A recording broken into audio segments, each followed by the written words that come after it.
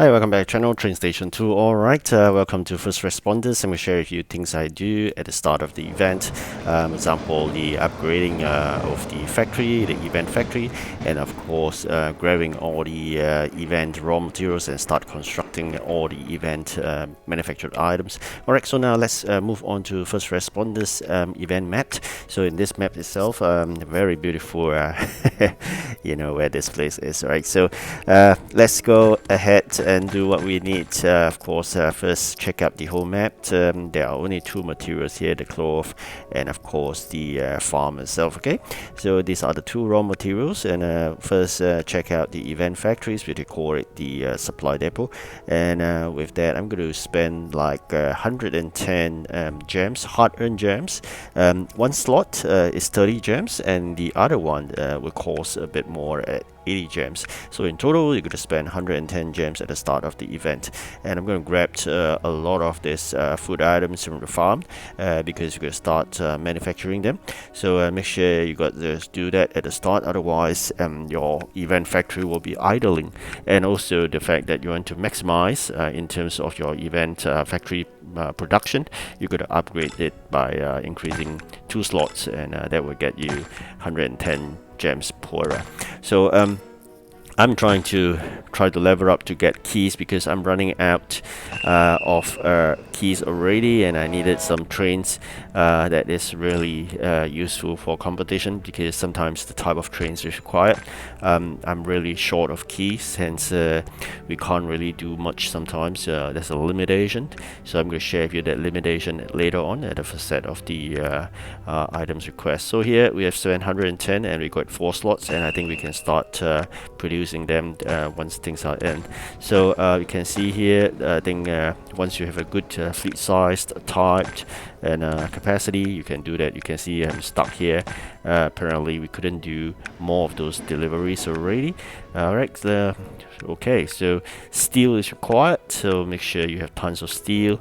Then of course I think copper is required as well, so make sure you have those items. And you can see I can only do one more delivery due to the lack of steam trains. So that's what I meant. Having a good fleet size is important, because you have a good variant of so-called train types, of different engine types. So with me, I'm only limited to 3 steam engines, so that's really a bit of hindrance in terms of the delivery. It's not that we do not have the items, it's just that we do not have the type of trains. We have the items plus dispatches all idling due to the lack of the steam engine trains. So or you can call it locomotive. Alright, so you can see here EP is 27th, and I think I'm going to share this based on the very early assessment of the situation here. It seems like 100% strategy event. Yes, you may not understand what I'm trying to say. Let me explain.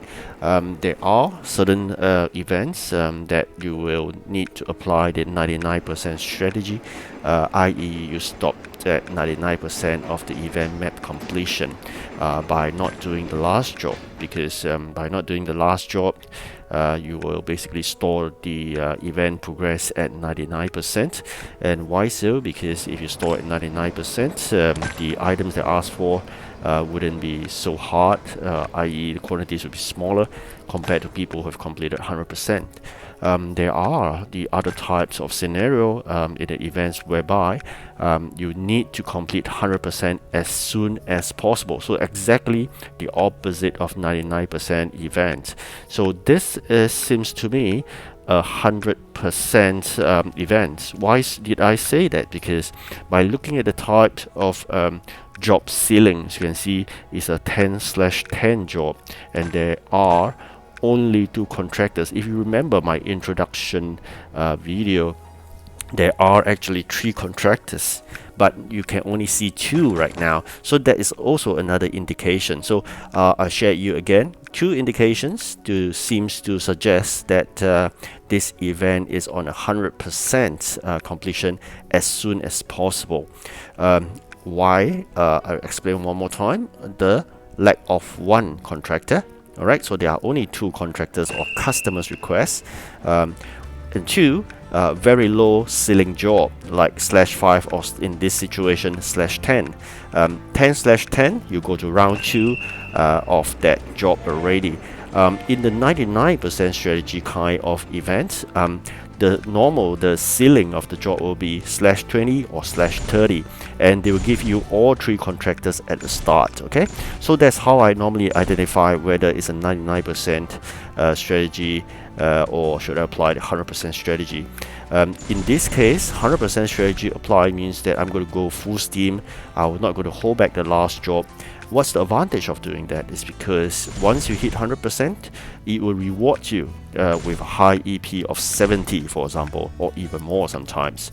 So it is not one that penalize you, whereas in the 99% strategy kind of event, they will penalize you by giving you a very difficult delivery and a very small EP. On the other hand, exact opposite of it, once you hit 100% for this event, you'll be rewarded with high EP. So normally the jobs you do in the so-called before you complete the first set of job, or even before you hit 100%, the EP will not hit as high as 70. It will be between 18, 30 plus, or even 40 plus, 50 plus, but you will never hit 70. Maybe at a closer towards 100%, you may hit those. But what is coming after that is that once you hit 100%, they will give you 3 contractors, and also each of it with 70 EP. The third contractor sometimes may appear after you complete 2 of the contractors jobs as you've seen in your job list itself. Okay, so another thing I'll do at the start of the event, I will check in terms of my competitors to see, example, Blackpink 248k, myself 358k, suggests that this player is good but not as good, maybe, but things may change. Okay, because people may suddenly become aware how to play this game, and they improve along the way. So it's just an indication. But if you've seen one that actually have a very good or high headquarter points higher than yours, it suggests that the person has already been very good in the game, and it just suggests that this competition will be very difficult. But again, on the other hand, people like this, sometimes they just get tired out and they are not interested to win. They may just want to get whatever they want, and they just play a relaxed game. So again, it all depends on stuff, but majority of the time, I must say, people with high headquarter points are those that you need to be wary of. Okay, so you can see Blackpink again is hovering at the top 3 position, so that's someone I got to wary of. The building upgrade during event, will I do it? Yes, maybe, if I need to get rid of certain stuff, and I will always do this, clear away jobs that I wouldn't want to do because they incur a lot of blue maps. Okay, and as I said earlier, the 5 building technique works better, and I'll put out the low level buildings so that you can upgrade them easily to increase population, and of course with the required population you can then upgrade your warehouse. Okay, so in GIS is a cycle, as I mentioned earlier in my videos.